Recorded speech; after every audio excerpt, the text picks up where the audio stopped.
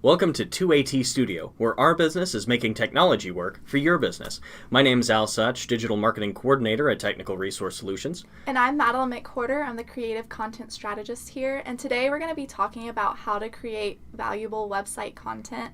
Really, you want to appeal to your audience across the board.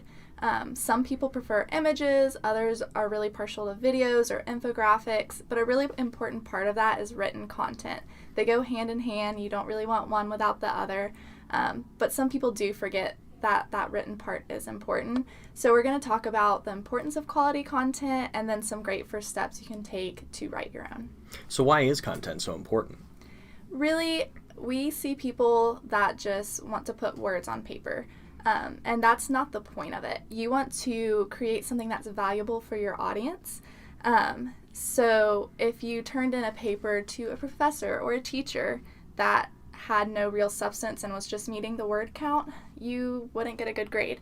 And it's the same with search engines. They have guidelines and they're not going to love your stuff if you don't take the right steps. But also you want to make a good impression. You have visitors coming to your site that will look and decide if they want to do business with you. And you need to make that good impression to move that source forward.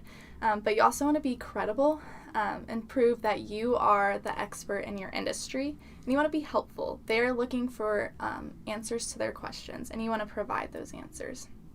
But it's also important to remember you are publishing. It's a big word and people get very excited about it, but when you put stuff on your website, you're publishing content, and a lot of people are going to see it, so you don't want to put out content that you're not proud of. Search engine optimization loops into that. You need to follow these guidelines to really get your website seen, get your brand out there, and make some sales. So what are some of the easy ways that I can please a search engine? There are a lot of different aspects to it, but usually I kind of start with word count. The tendency is to want to do less, and it is a little bit controversial. Some people say 300, others say 500, some people want 1,000 words. I generally shoot for about 500, but 500 words of really, really quality content. We're more looking out for the lower end of that. So if you wrote 400 words, but it's really helpful information, we can work with it. It's not optimal, but you don't want to create content that has 550, 600 words, but with no real information. So you really have to watch out for that and fluff. We don't want any of that. Customers can see it from a mile away. Search engines see it from a mile away. So you just really want to steer clear of that, and also just loop in great keywords. It's important to appeal to a variety of audiences. At Technical Resource Solutions, we have IT support, and technically we're managed service providers, but you might not search that. You might be more likely to search managed IT support. So we're going to use both of those phrases and loop that in so that whoever searches that, hopefully we can pop up on their search engine results page. But you also want to put yourself in the shoes of your customers. I like to tell our clients, think about if they were looking for your service, what would they type into a search engine? And really try to gear your content towards that. But don't keyword stuff. You don't want to stack all of that in there just to check off boxes. It needs to be useful to your clients.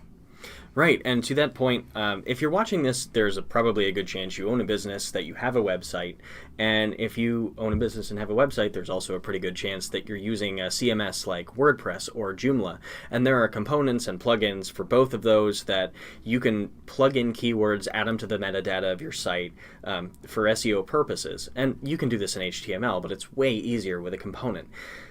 The thing that happens here is that it's really tempting to add in keywords that are not necessarily relevant, or to try to add in every single word that you can think of on this topic, which is not necessarily what you're supposed to do.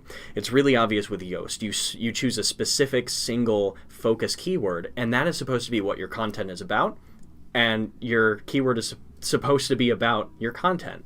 So, you can use that to gauge just how much you're actually talking about what you're supposed to be talking about on that page. And Google does look at that. So you want to make sure that what you're doing is relevant and that you're not just putting everything into the metadata, everything into alt tags, when really the page is just about that one thing. Right. And you also want to make it accessible for readers. I've had people ask me, do you write for Google or do you write for clients? And my answer is you always write for your clients, because while search engines might help you appear when people search for you, you're serving your clients, you're selling your products to clients, and you want to help them. You're not just, once again, checking off boxes for search engines. You are trying to be helpful. So don't try to outsmart search engines. They have a lot of technology, a lot of smart people working on them, and your time could really be better used creating quality content instead of trying to outthink or get ahead of search engines. And to that point, the way that you display your content is almost as important as what you're actually displaying. If you have edited websites within a CMS, you've seen that there are options for heading 1, heading 2, heading 3, and then you can type normal paragraph content. And then there's definitely a temptation to people who are not familiar with web design to use those as big text, slightly smaller big text. But really, those are hierarchical. And the reason that they're important for SEO is the same reason that they're important for people who are differently abled. If you are visually impaired, your screen reader will actually read H1s first and then list the H2s within each H1 and then give you the content. You can use those headings to navigate between different topics so that you can scroll exactly to the information that you want to find. So it's not only that you're putting in headings that are informative for your user, for Google, but you're also doing it for your user. You want to make sure that every single customer that you could possibly appeal to is represented, and that means you have to include people who have different levels of ability. Absolutely. So shifting gears a little bit, what if you already have done all of this? You've done all the right steps, you have some really great content on your website. Can you just leave it there? Absolutely not. We want you to always be updating your content. It can always be better. There might have been some changes in your company. You might find out that there's information that your customers are really looking for, and you want to add that in there. See if your keywords are still relevant, because those change over time, what people are searching for. So you want to make sure all of that is still accurate, and really just work towards being better all the time. And you don't necessarily have to make a big deal out of it every 2 months. You can just kind of keep up to date, take a good look at it. Really, we do recommend at least once a year, take a good hard look at it. But it's also a lot easier if you just kind of slowly take a look and see what can be fixed. And part of that is editing.